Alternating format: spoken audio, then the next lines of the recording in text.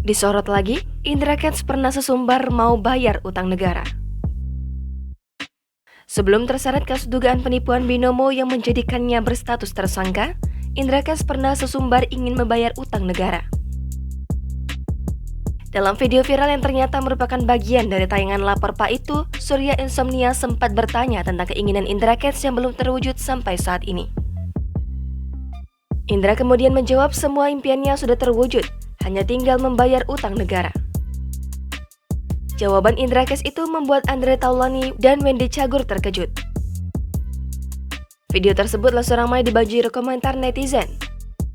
Beberapa di antara netizen menyebut ucapan Indra Kents menjadi kenyataan.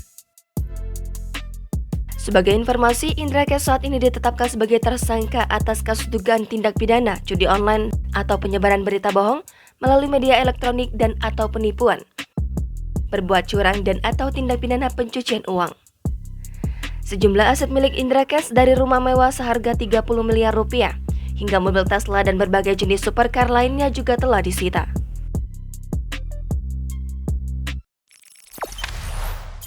Jangan lupa subscribe, share, komen, dan like ya!